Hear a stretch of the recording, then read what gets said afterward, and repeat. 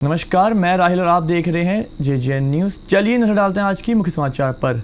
रामनगर नगर पालिका में अभिनंदन समारोह में पहुंचे उत्तराखंड के पूर्व मुख्यमंत्री हरीश रावत ने एक और पहलगाम आतंकवाद को लेकर आतंकवाद और पाकिस्तान पर तीखा हमला बोला, तो वहीं भाजपा और प्रधानमंत्री नरेंद्र मोदी को भी अपने निशाने पर लिया।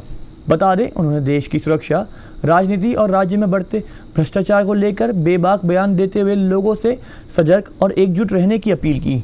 तो वहीं पूर्व मुख्यमंत्री ने कहा कि पहलगाम में जो हमला हुआ है वो बेहद निंदनीय है।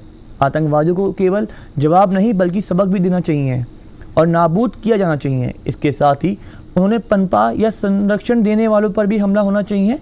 जब तक उनकी कमर नहीं तोड़ेंगे तब तक ये सिलसिला नहीं रुकेगा। जहां से इन्हें खाद पानी मिल रहा है वहीं चोट करनी होगी। इसके अलावा पाकिस्तान का एक फेल मॉडल है जो कभी भी कुछ भी ऐसा कर सकता है जो भारत की शांति के लिए खतरा हो सकता है, और आतंकवाद के खिलाफ पूरे देश को एकजुट होकर खड़ा होना चाहिए। आपको बता दें, प्रधानमंत्री नरेंद्र मोदी पर हमला करते हुए हरीश रावत ने पहलगाम घटना के अगले दिन उनकी बिहार रैली को लेकर तंज कसा। उन्होंने कहा, ये पीएम साहब के विवेक पर है, मगर सोचिए अगर यही काम किसी विपक्षी नेता ने किया होता तो भाजपा उनके पूरे खानदान की कुंडली निकाल देती। भाजपा को अपने लिए सब माफ़ है। इसके अलावा उन्होंने उत्तराखंड में खनन और शराब माफियों के मुद्दे पर भी भाजपा सरकार को घेरा। रावत ने कहा, ये खनन और शराब माफिया को खुला संरक्षण मिल रहा है। भाजपा सरकार में अवैध खनन अब भ्रष्टाचार नहीं बल्कि शिष्टाचार बन गया है।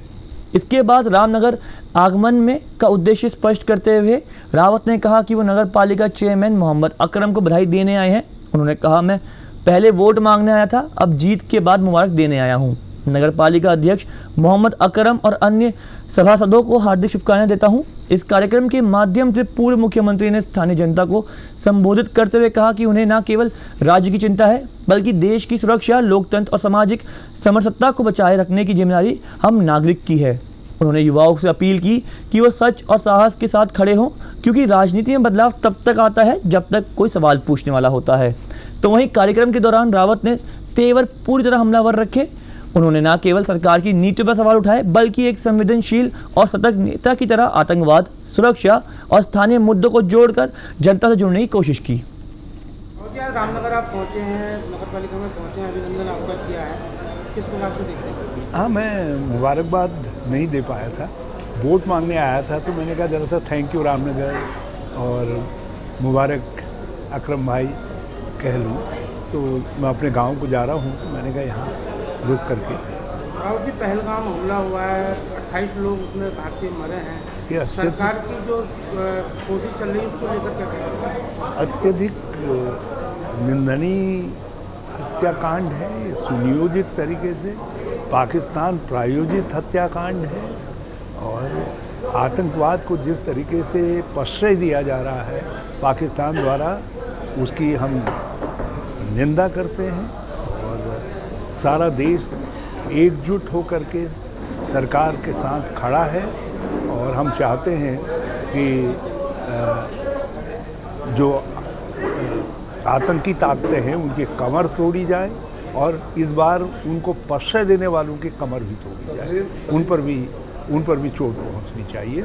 यदि आवश्यकता पड़े तो पीओके को आवश्यकता पड़े कि आप पीओके को वापस लिया जाना चाहिए। वो भारत का हिस्सा है, और हमारे हिस्से का उपयोग जो है वो आतंकी गतिविधियों को बढ़ाने के लिए कर रहे हैं, ये सहन नहीं।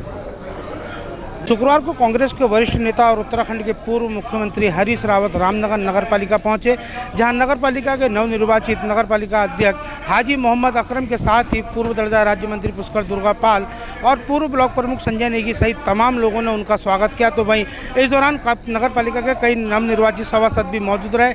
हरीश रावत ने अपने संबोधन में जहाँ एक और कार्यकर्ताओं का सभी का आभार व्यक्त किया, तो वहीं नवनिर्वाचित नगर पालिका अध्यक्ष हाजी मोहम्मद अकरम और निर्वाचित सभी सभासदों का भी उन्होंने आभार व्यक्त करते उनके उज्जवल भविष्य की कामना की। पूर्व मुख्यमंत्री हरीश रावत ने पहलगाम में हुए आतंकी हमले को गंभीर बताते हुए कहा कि यह घटना बहुत जो है हृदय विदारक घटना है, और उन्होंने जो इसमें शहीद हुए हैं, जो मारे गए हैं, उनके प्रति अपनी श्रद्धांजलि अर्पित भी की है। तो वहीं इस आतंकवादी हमले में जो घायल हुए हैं उनके शीघ्र स्वास्थ्य लाभ की कामना की है। तो वहीं उन्होंने कहा है कि पाकिस्तान ने सुनियोजित तरीके से जो ये हमला किया है ये इसे बख्शा नहीं जाएगा। तो वहीं उन्होंने कहा कि आज आतंकवाद का खात्मा करने के लिए पूरा देश एक साथ खड़ा है और आतंकवाद के जवाब देने के लिए सभी को एकजुट आना पड़ेगा। और उन्होंने सरकार से भी कहा है कि इस आतंकवादी जो हमला हुआ है, जिस प्रकार सुनियोजित तरीके से पाकिस्तान ने यह साजिश रची है, इसके मंसूबे नाकाम करने होंगे। लेकिन ये मंसूबे नाकाम तभी होंगे जब हम सब मिलकर एकजुट होकर एक मंच पर आकर इस आतंकवाद का मुकाबला करेंगे, तभी देश से आतंकवाद का सफाया होगा। और उन्होंने पाकिस्तान को चेतावनी भी दी है